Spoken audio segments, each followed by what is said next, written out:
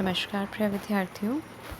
अम, हम लोग बहुत सी कविताएं पढ़ चुके हैं और देखते हैं कि कविताओं की भाषा कुछ चमत्कृत, कुछ सुंदर होती है। और ये सुंदर भाषा बनती कहाँ से है? किस तरह से ये भाषा बनती होगी? भाषा में सुंदरता कहाँ से आती है?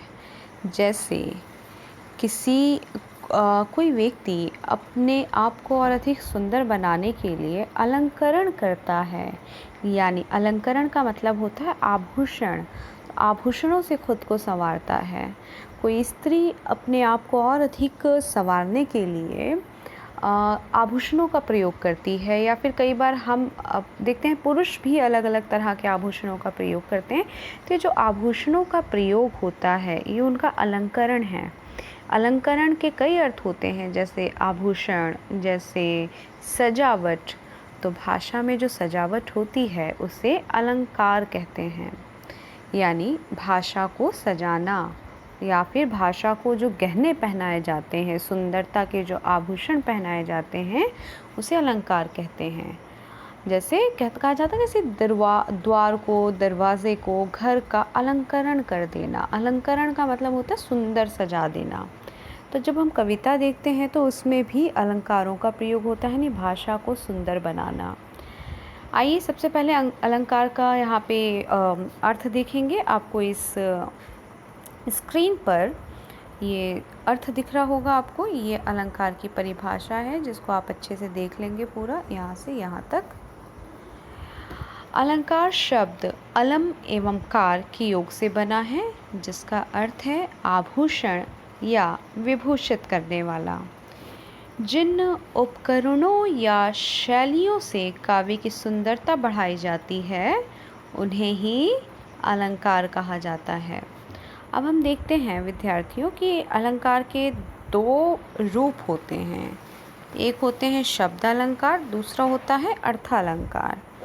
अब जो शब्दालंकार है, यानी कि जो अलंकरण शब्दों पर निर्भर करते हों, वो शब्दालंकार होते हैं। और अर्थालंकार जिनमें शब्दों के भीतर से कोई विशेष अर्थ या चमत्कार उत्पन्न हो, वो अर्थालंकार होते हैं। अलंकारों को हमने दो हिस्सों में बांट दिया है। कितने हिस्सों में? दो हिस्सों में अलंकारों को। अब सबसे पहला शब्दालंकार, दूसरा अर्थालंकार। शब्दालंकार में एक तो होता है अनुप्रास, यमक, श्लेष, पुनरुक्ति, प्रकाश। बस इतना आपको ध्यान रखना है, क्योंकि आपकी 9वीं, 10वीं, 11वीं, 12वीं कक्षा तक इन्हीं अलंकारों का प्रयोग होता है।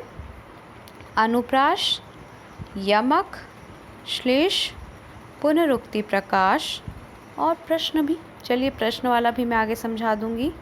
एक होता है अर्थालंकार। अब अर्थालंकार में हम देख लेते हैं उपमा, रूपक, उत्प्रेक्षा, अतिशयोक्ति। बस आपको अतिशयोक्ति तक ध्यान रखना है।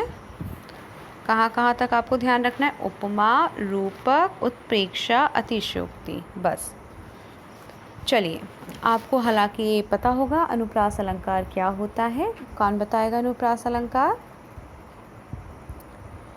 आप सबको डेफिनेशन तो सामने लिखी हुई दिख ही रही है। हालांकि मैं चाहती थी कि अनुप्रास अलंकार आपको स्वयं पता हो, और आशा करती हूँ कि आप में से कई विद्यार्थियों को पहले से पता होगा।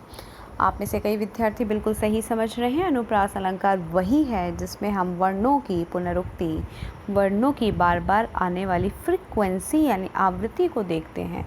अगर एक ही वर्ण बार बार आए तो वहाँ पे अनुप्रास अलंकार होता है। जैसे इसमें लिखा है, इस अलंकार में किसी व्यंजन वर्ण की आवृत्ति होती है, यानी या तो व्यंजन, जो व्यंजन वर्ण हो उसकी अगर बार बार आवृत्ति होती है तो वहाँ पे अनुप्रास अलंकार होता है। जैसे उदाहरण आप यहाँ पे देखेंगे इस चीज़ को ध्यान से। जैसे तरनी तनुजा, क्षमा कीजिए, जैसे तरनी तनुजा टट तमाल तरुवर बहुछाए। दोबारा देखें, तरनी, तरनी में देखें ध्यान से, यहाँ पे कितनी बार ता का प्रयोग हुआ? एक ता, दो, तीन। तरनी नहीं, तीसरा तो नहीं है। तरनी में त, तनुजा में त, टट में त, तमाल में त, तरुवर में ता, इतने बार त त त वर्ण का प्रयोग हुआ है। तो यहाँ पे अनुप्रास अलंकार है। उपयुक्त उदाहरण वर्ण में क्या हुआ? उपयुक्त उदाहरण में वर्ण की लगातार आवृत्ति है, इस कारण इसे अनुप्रास अलंकार कहा जाएगा। अनुप्रास अलंकार के हम दूसरे उदाहरण यहाँ से देख सकते हैं। प्रसाद के काव्य कानन की काकली कह कहे लगाती नजर आती है। यहाँ पे क की आवृत्ति है, इसलिए ये अनुप्रास अलंकार है। चारों चंद्र की चंचल किरणें खेल रही हैं जलथल में। यहाँ पे च की आवृत्ति है, अतः यहाँ पे अनुप्रास अलंकार है। मुदित महीपति मंदिर आए, सेवक सजीव सुमंत बुलाए। मुदित महीपति मंदिर आए, इसमें किसकी आवृत्ति है बताइए? किस वर्ण की आवृत्ति है? इस वाले में मुदित महीपति मंदिर आए, इसमें म वर्ण की आवृत्ति बार बार है, अतः यहाँ पे अनुप्रास अलंकार है। बिल्कुल सही पहचान रहे हैं आप। यहाँ पे स वर्ण की आवृत्ति भी बार बार है, देखिए ध्यान से। स वर्ण, सेवक सचिव सुमंत बुलाए, तो यहाँ पे अनुप्रास अलंकार बहुत ही सुंदर है। अगला देखें डी। बंदाऊं गुरुपद पदुम परागा, सुरुचि सुवास सरस अनुरागा। बताइए पहचान कर इसमें किस वर्ण की आवृत्ति बार बार है? बिल्कुल सही पहचान रहे हैं। पहले वाले में प की अनुवृत्ति है, दूसरे वाले में इसी पंक्ति के दूसरे हिस्से में स की आवृत्ति बार बार है। ई देखें, ई उदाहरण, ई फॉर एलिफेंट। शेष महेश दिनेश सुरेश सहु जाहि निरंतर गावे, इसमें स वर्ण की आवृत्ति है। आगे देखेंगे। प्रतिभट कटक कटीले केते, काटी काटी कालिका सी कली की कलेऊ देत काल को, इसमें क्या लगा? सारे में क वर्णों की आवृत्ति है बार बार। जी वाला उदाहरण देखें। विमल वाणी ने वीला ली, कमल कोमल कर में सपेत। आप सब इसमें पहचान पा रहे होंगे किस वर्ण की आवृत्ति बार बार है? व की ज़्यादा आवृत्ति है। लाली मेरे लाल की जित देखो तित लाल, लाली देखन मैं गई, मैं भी हो गई लाल। यहाँ पे किस वर्ण की आवृत्ति है? लाला की, लाला की नहीं, ल वर्ण की आवृत्ति है। शाबाश। आगे देखते हैं। संसार की समर स्थली में धीरता धारण करो, इसमें आप पहचाने खुद से, आपको समझ आ गया होगा। चलिए अगला हम शब्दालंकार यमक देखेंगे। यमक, आइए इसकी परिभाषा देखते हैं।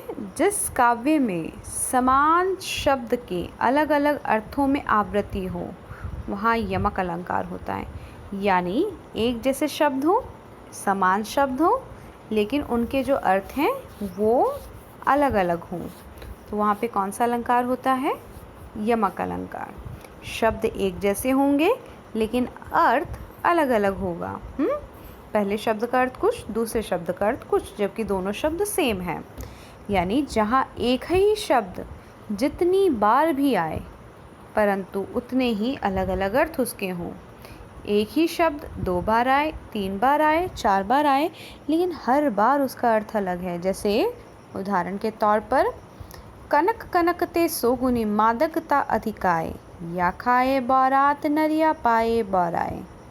कनक कनकते सोगुनी मादकता अधिकाए, या खाए बारात नर या पाए बाराए। तो यहाँ पर एक कनक जो है उस शब्द का 2 बार प्रयोग हुआ है। कनक कनक दिख रहा है आप सभी को? यहाँ पर देखें, कनक कनक 2 बार किस शब्द का प्रयोग हुआ? कनक का। कनक कनक शब्द का 2 बार प्रयोग हुआ और एक बार इसका अर्थ है, कनक का अर्थ है एक बारी कि एक कनक का अर्थ होता है सोना, आभूषण, सोना, और दूसरी बार कनक का अर्थ होता है धतूरा। देखो कनक का अर्थ कई है, तो एक जगह तो अर्थ हम निकाल रहे हैं सोने से, आभूषण से, और एक कनक है धतूरा यानी कि नशीली पदार्थ। तो एक बार एक कनक शब्द का दो बार प्रयोग किया और दोनों बार अलग अलग अर्थ है कि एक जिसको कनक कनकते सोगुनी मादकता अधिकाए, कि अगर आभूषण सोना भी सबको मिल जाए तो भी मादकता हो जाती है, तो भी नशा आ जाता है।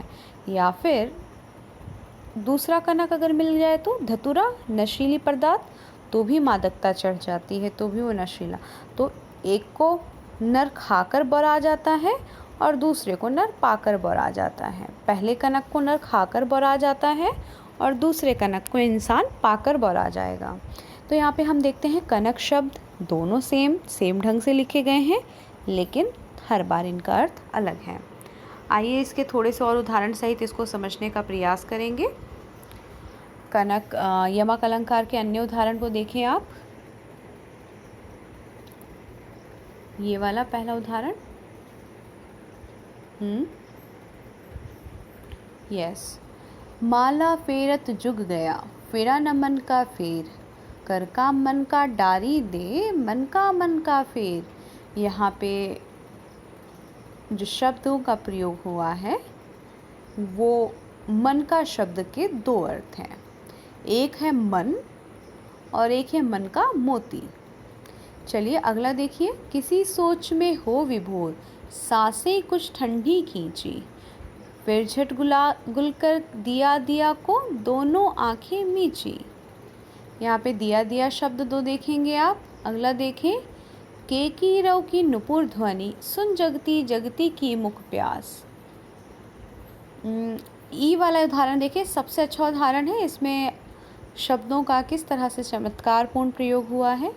ऊंचे घोर मंदिर के अंदर रहनवारी, ऊंचे घोर मंदिर के अंदर रहाती है। यहाँ पे जो है ऊंचे घोर मंदिर के अंदर, यहाँ पे जो मंदिर है और ऊंचे घोर है, इन दोनों का ही अर्थ दोनों जगह अलग अलग है। एक बार महल के रूप में प्रयोग हुआ है और एक बार मंदिर के अर्थ में इनका प्रयोग हुआ है। और सबसे अच्छा उदाहरण जो हर कोई देता है, आप इसका एच देखेंगे, एच नीचे है यहाँ। काली घटा का घमंड घटा, सबसे सिंपल उदाहरण। काली घटा का घमंड घटा, यहाँ पे घटा दो बार प्रयोग हुआ है लेकिन दोनों बार अर्थ अलग है। एक बार काली घटा बादल को कहा जा रहा है और एक बार घमंड घटा, घटा अर्थात कम हो जाना। एक बार घटे का अर्थ क्या है, बादल, और दूसरे बार घटा का अर्थ क्या है, कम हो जाना, घट जाना। आ रही बात समझ में? चलिए आज के लिए हमने अनुप्रास और यमक अलंकार को समझा है। अगली कक्षा में हम दूसरे अन्य अलंकारों को पढ़ेंगे। इतना ही, धन्यवाद।